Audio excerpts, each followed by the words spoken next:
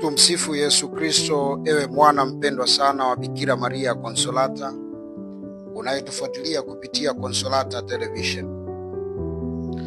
na kukaribisha uungane nami Ansgar Patience Mtitu, postulanti wa shirika la wamisionari wa Konsolata, katika kutafakari pamoja masomo ya Dominika ya 4 ya Pasaka ya mwaka A wa Kanisa, Dominika ambayo huitwa kwa umaarufu wake kuwa ni Dominika ya Kristo mchungaji mwema.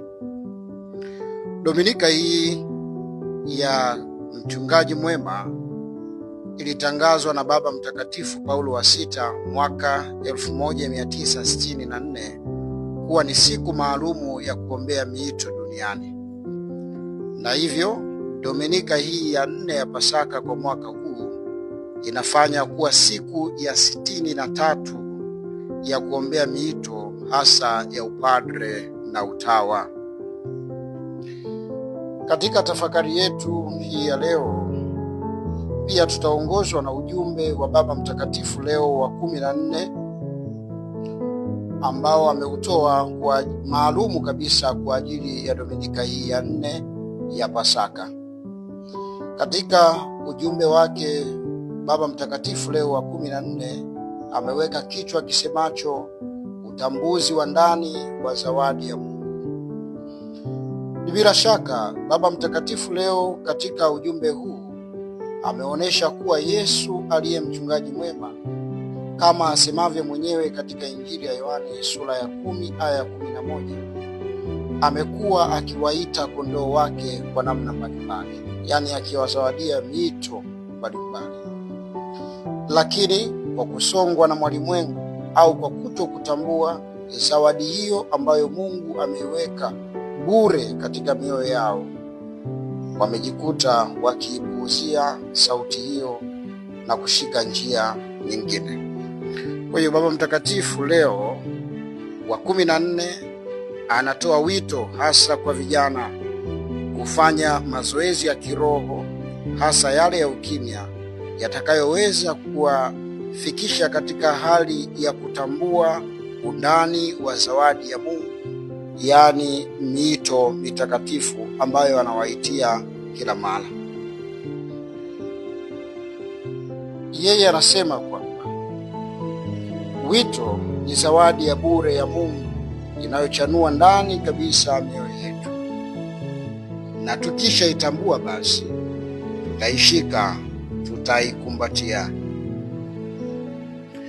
Ndugu zangu, anachokisema Baba Mtakatifu Leo wa 14 katika ujumbe wake inaendana tu na yale mafundisho ya baba wetu mpendwa sana Mtakatifu Yosefu wa Lamano, ambaye yeye anasema kwamba haitoshi tu kuitwa, ni lazima kuitika, na haitoshi tu kuitika, ni lazima kuitika ipasavyo.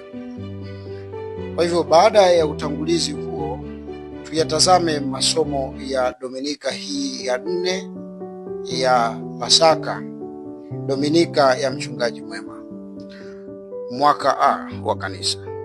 Somo letu la kwanza litatoka katika kitabu cha Matendo ya Mitume sura ya 2 aya ya 14a na aya ya 36 hadi aya ya 41, huku somo la pili likitoka katika waraka wa kwanza wa Mtume Petro kwa watu wote sura ya 2 aya ya 20b hadi aya ya 25, na Injili takatifu inatoka kwake mwinjili Yohane sura ya 10 aya ya kwanza hadi aya ya 11. Ndugu zangu, katika masomo haya yote tutaona jinsi gani sauti ya Mungu inawaita watu na watu wanaitikia. Baba yetu mpendwa sana Mtakatifu Yosefu wa Lamano alizoea kutuambia kwamba sisi wote, alizoea kutuambia kwamba tusidhani kwamba tunapoitikia wito wa Mungu tunamtendea Mungu sana, ila tufahamu kwamba kuitikia wito wa Mungu ni sisi kuipokea zawadi ambayo Mungu anatupa, zawadi ambayo kamwe hawezi kuinyang'anya kutoka kwetu. Kristo aliye mchungaji mwema daima hutuita sisi watu wake, kutualika kushiriki mapenzi ya Mungu Baba kwa namna mbalimbali. Wapo walioitwa kushiriki mapenzi ya Mungu kama wanandoa, wapo walioitwa kushiriki mapenzi ya Mungu kama mapadre, na wapo walioitwa kwa namna ya pekee kushiriki mapenzi ya Mungu kwa maisha ya wakfu, yani ya utawa. Hapa nazungumzia mapadre, watawa, mabruda pamoja na masista. Wapo walioitwa kwa wito wa ukatekista, lakini sisi sote tunao wito wa kwanza, wito wa kuishi, wito wa kuwa binadamu. Kwa hivyo kati yetu hakuna ambaye anaweza akasema hana wito maishani, lakini tuko namna ya pekee katika Dominika hii ya 4 ya Pasaka tunaangazia zaidi miito mitakatifu ya upadre na utawa, tukitambua wapo watu wengi walioisikia sauti hii ya Yesu Kristo mchungaji mwema, lakini hawakuitia, au kwa maneno ya Baba Mtakatifu Leo wa 14 hawakutambua, hawakufikia utambuzi wa ndani kabisa wa zawadi hii ya Mungu ambayo ndio wito mtakatifu. Mtakatifu Yosefu Alamano kuhusu wito anaendelea kusema kwamba mtu aliyeitwa katika wito fulani na Mungu akakataa kuitika au na asiitike, kwa sababu anasema haitoshi tu kuitwa, ni lazima kuitika. Wapo watu wengi walioitwa lakini hawakuwahi kuitika ipasavyo. Anasema kwamba kwa maneno ya kuazima, people who have been called by God and never responded are misplaced persons. Anataka kusema kwamba watu walioitwa na kwa wito mtakatifu na Mungu lakini hawakuwahi kuitikia ni watu ambao katika jamii wapo mahali ambapo sio pao. Katika maana gani? Kuna wale watu ambao waliitwa kabisa kuwa watawa, lakini wao wameamua kuchagua mapenzi yao na kuishi maisha ya ndoa. Kule kwenye maisha ya ndoa wengine hawafanyi vizuri kwa sababu sio mahali pao. Ndio hao nasema misplaced people, watu waliopo mahali ambapo sio pao. Kuna watu ambao pia hawakuitwa katika hii miito mitakatifu ya upadre na utawa, lakini wakajiingiza kwa namna yoyote ile ambavyo wao walijua. Katika nyumba za kitawa wamekuwa wengine ni shida kubwa, kwa sababu wapo mahali ambapo sio pao. Kwa Mtakatifu Yosefu Alamano kwanza anaonyesha umuhimu kwanza wa kuitika wito wa Mungu, na kwa kuitika huku ndiko kutambua zawadi ya Mungu ndani yetu, ambayo Baba Mtakatifu leo katika ujumbe wake anatusisitiza kufanya tafakari ya kina, kufikia utambuzi, kufikia ile hatua. Katika waraka anasema Mtakatifu Agustino alifikia hiyo hatua, ndipo akatambua kwamba na akasema kwa maneno kwamba Mungu, tumeumbwa kwa ajili yako na mioyo yetu haitatulia hadi tuingie kwako. Mtakatifu Agustino baada ya kuwa naye ni mmoja kati ya watu ambao walikuwa misplaced, watu ambao aligundua kwamba alipo sio pake, katika mahangaiko yake ya ujana, baadaye akaja akatambua zawadi ya Mungu iliyopo ndani yake, ambao ni wito ambao ameitiwa. Kwa hiyo ipo miito mbalimbali, lakini leo tutaitazama tu hiyo miito miwili kwa umaalumu wake, yani miito ya utawa na upadre. Na si kwa sababu kanisa aliheshimu miito mingine, ila ni kwa sababu tu siku hii imekuwa ni maalumu kwa ajili ya hiyo. Ndugu zangu, somo la kwanza linatufundisha kuwa Mungu hatuiti tu, bali anatujalia na uwezo wa kutenda kadiri ya wito huo aliotuitia. Katika somo la kwanza tunawaona Petro na mitume wale wengine 10, yani kwa ujumla 11, wakipaza sauti. Hapa Petro akipaza sauti kwa nyumba yote ya Israeli,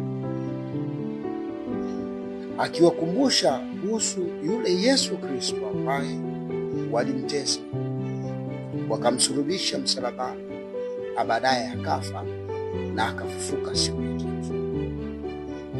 Akawakumbusha Wayahudi kutokuamini kwao ulivyowafanya wakose baraka za Masia ambaye ni Kristo. Sasa Petro na mitume waliitwa kwa wito wa kitume, waliitwa washiriki wito wa Yesu Kristo kwa kuwa mitume, na wenyewe wakaitika. Walipoitika, Yesu hapa katika somo la kwanza tunaona kwamba amewapatia Roho Mtakatifu na vipawa vyake na mapaji yake. Ni hii nguvu ya Roho Mtakatifu ambayo Yesu aliahidi kuwajalia mitume, amewajalia siku hiyo ya Pentekoste, wakaweza kutekeleza wito wao vyema kwa kugusa maisha ya Wayahudi.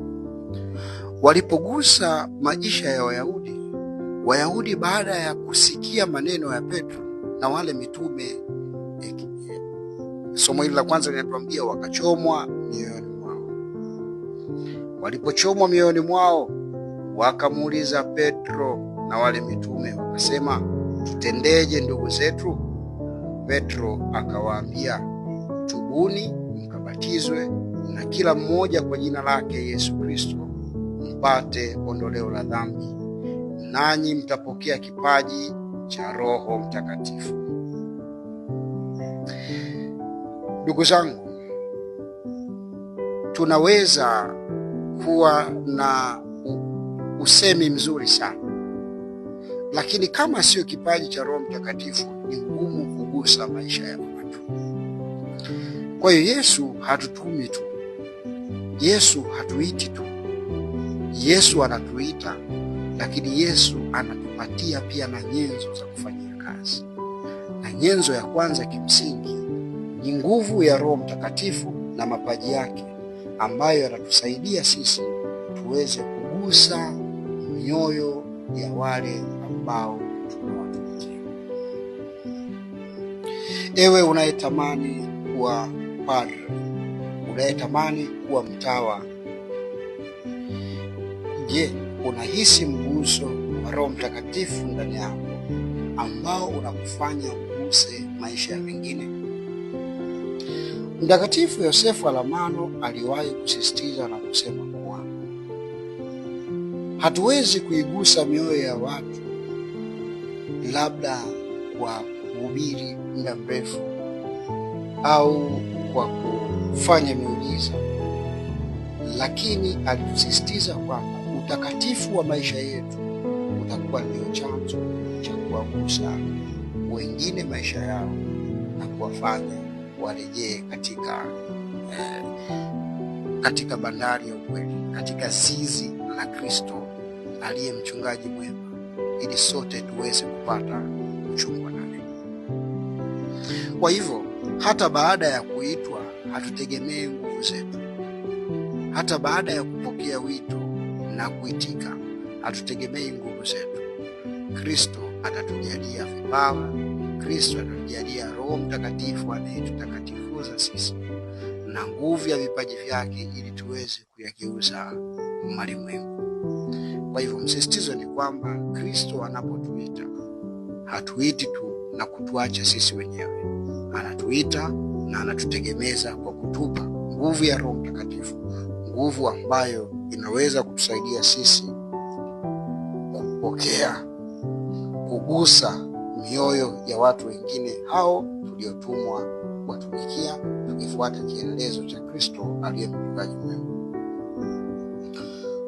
Ndugu zangu, wito ambao tunaupokea kama inavyoonyeshwa katika somo la kwanza unatupa mamlaka ya yule mchungaji mwema wa kuwaita kondoo kwenye njia mpya ya wokovu. Petro na mitume baada ya tunaulizwa na watu kwamba tufanyaje baada ya kutuhubiria yote yametuchoma mioyoni mwetu, tufanyaje? Petro kwa mamlaka anayoshiriki katika ukuhani wa Kristo aliye mchungaji mwema anawaambia, tubuni mkabatizwe kila mmoja kwa jina lake Yesu Kristo mpate ondoleo la dhambi, nanyi mtapokea kipaji cha Roho Mtakatifu, kwa kuwa ahadi hii ni kwa ajili yenu na kwa watoto wenu na kwa watu wote walio mbali na kwa wote watakaoitwa na Bwana Mungu wetu wa milele. Kwa hivyo tunafanyika kuwa na sauti ile ya mamlaka ya mchungaji mwema ambaye ni Kristo, na kuwaita wengine katika zizi la Kristo, hasa wale waliopotoka kwa sababu ya mafundisho ya uongo au kwa sababu ya kiburi cha roho, kama hao Wayahudi ambao walikuwa wamepotoka na kutokufahamu Masiya. Ni bahati iliyoje kushiriki yale mamlaka ya Kristo aliye mchungaji mwema. Kwa hivyo tuitikie kwa unyenyekevu sauti ya Mungu ambayo inatuita ili tuweze kumtumikia. Katika somo la pili, Mtakatifu Petro anatufundisha kuwa, jambo la kwanza, anatufundisha kwamba kupokea wito wa Mungu kunatujalia ustahimilivu pale tutendapo mema, hata kama kwa mema hayo tutajikuta katika mateso. Ndiyo maana anaanza na maneno akisema, ndugu zangu, ustahimili mtendapo mema na kupata mateso, huo ndio wema hasa mbele ya Mungu, kwa sababu ndio mlioitiwa. Maana Kristo naye aliteswa kwa ajili yenu, akawaachia kielelezo, mfuate nyayo zake. Ni nini kinachotupa ustahimilivu? Ni nini kinachotupa nguvu ya kuendelea kuyafanya mapenzi ya Mungu yanayohusiana na wito wetu, hata kama tunakutana na magumu kama Mtume Petro anavyotuambia? Ni kwa sababu tuna uhakika kwamba aliyetuita hakuachi pekee, haachi tuzitumainie nguvu zetu. Yeye anatujalia ujasiri na nguvu, hasa kwa kufuata mfano wake yeye mwenyewe ambaye aliteswa kwa ajili yetu na akatuachia kielelezo ili tuweze kufuata nyayo zake.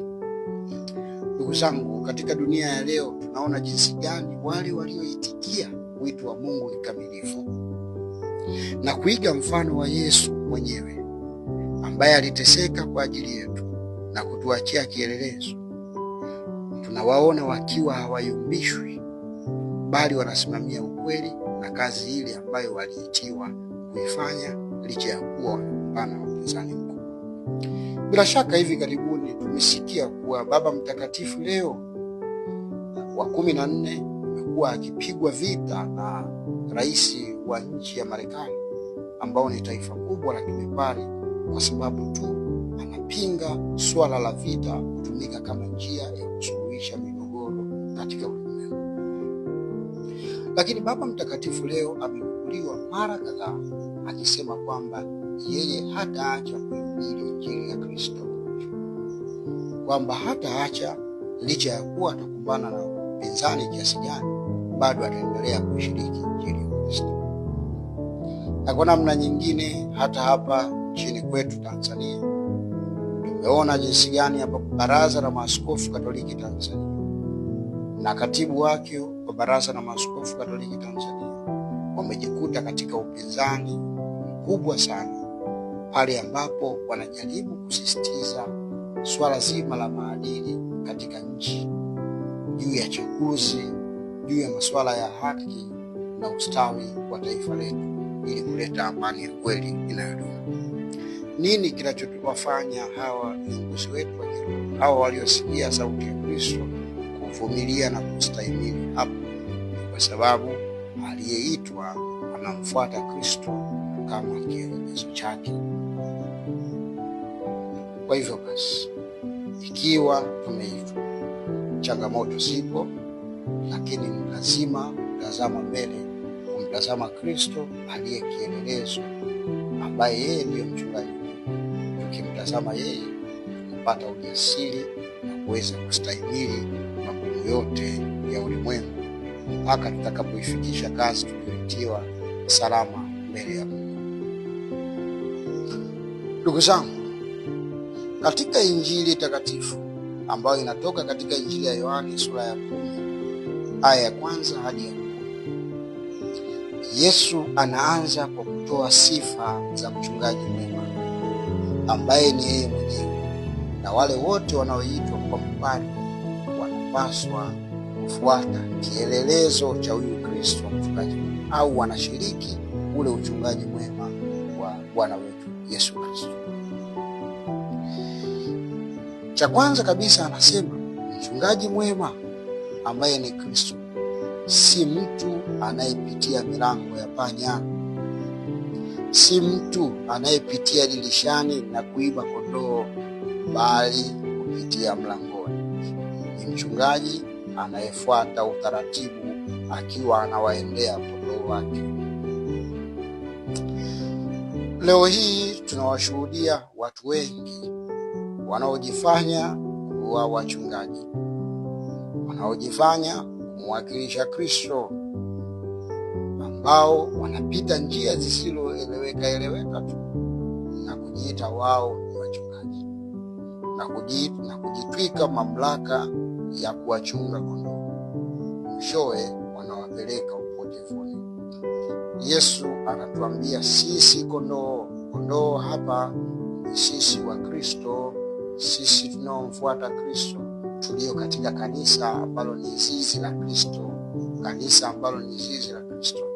Kristo anatuambia kama tunataka kumfahamu mchungaji mwema, basi tufahamu ni yule ambaye hapiti katika milango ya panya au haingilii madirishani.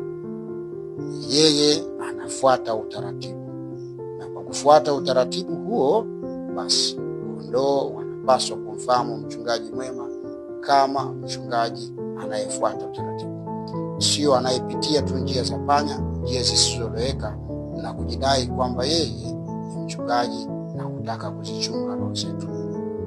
Watu kama hao watatupeleka potevuni.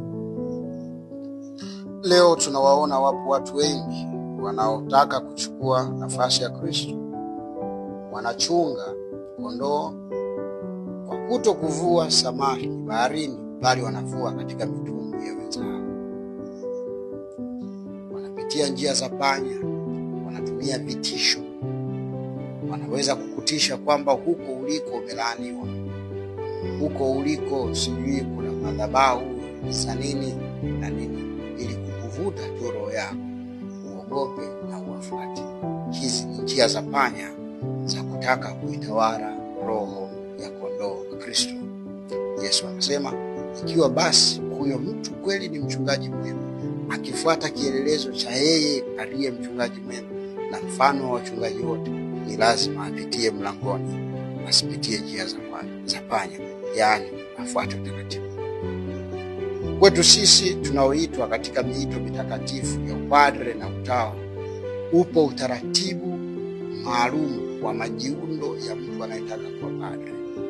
Upo utaratibu maalum wa majiundo ya mtu anayetaka kuwa mtawa.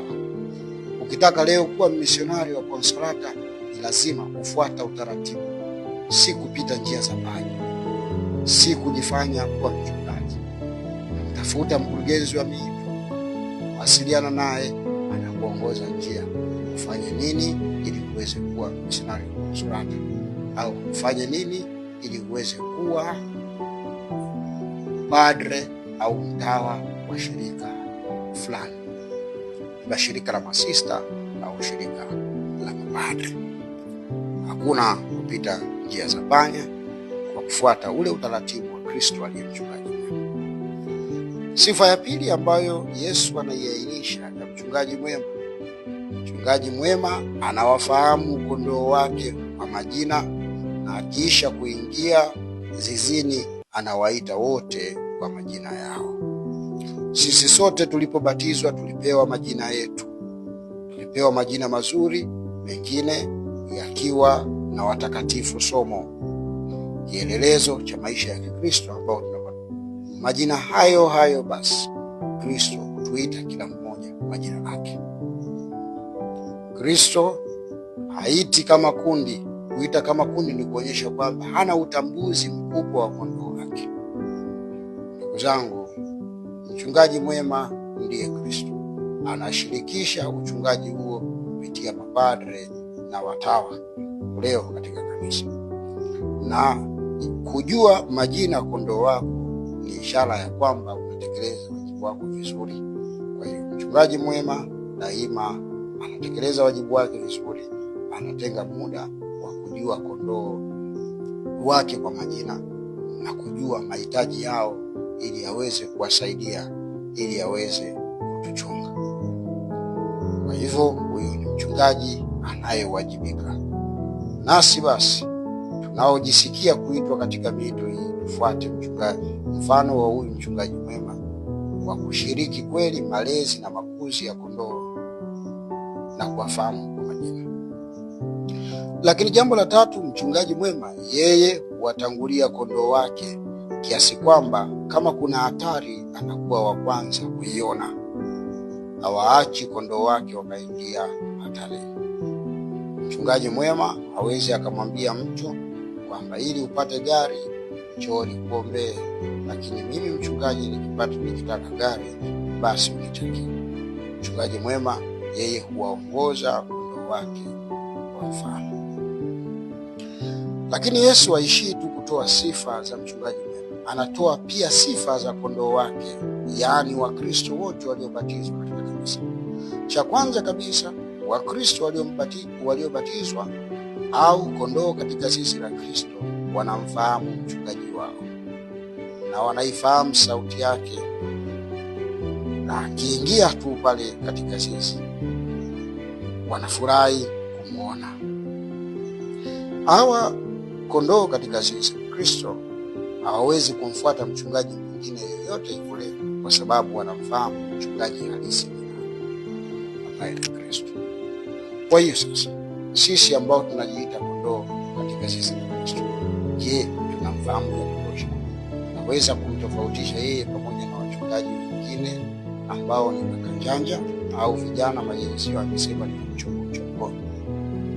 Kama bado hatujafanya mazoezi, tujikita zaidi kujifunza kuhusu Kristo, kwanza kujifunza sasa ili tuweze kumfahamu Kristo aliye mchungaji wetu na kuhakikisha kuwa tunamfahamu. Haitoshi kufanya mafundisho tu ya sakramenti na kukomea hapo kujifunza kuhusu imani yetu.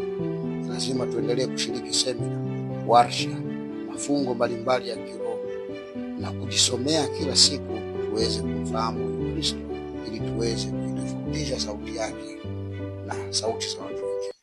Sauti ya Kristo pia ipo katika dhamiri zetu ambazo daima inatuita kutenda mema na kuyaacha mabaya. Ila wakati mwingine mwingi tunajikuta tunasikiliza sauti zingine na kuzifuata, ni kwa sababu tu hatumfahamu Kristo aliye mchungaji mwema. Kwa tunakosa sifa ya kondoo wa Kristo. Kondoo wa Kristo wanamfahamu Kristo na wanaweza kutofautisha Kristo na sauti yake na sauti ya yule mchungaji asiyepita mlangoni, anayepita milango ya mbali. Lakini jambo la pili na la mwisho kuhusu kondoo wa Kristo, kondoo wa Kristo hawaishii kuifahamu sauti ya Kristo tu, bali kumfuata. Yaani hawaitikii tu wakiitwa, wanaitikia na kumfuata. Tujiulize sisi sote kama kweli tunaifuata sauti ya Kristo, hasa pale anapotualika kutenda yapasayo, au tunasikiliza sauti ya malimwengu. Baba Mtakatifu leo anatualika tuweze kutambua thamani au ya zawadi ya wito ambayo kila mmoja wetu ameitiwa na kuithaminisha zaidi kama bado tujaikamilisha. Mwishoni basi tumuombe Mungu ili kusudi aweze kulijalia mapadre wema na watawa wema ambao wanafuata kielelezo cha Kristo kwa mchungaji mwema katika kanisa, ili mwishoni sisi tulio kondoo na wachungaji wote tuweze kufikia ufalme wa mbingu. Tumsifu Yesu Kristo.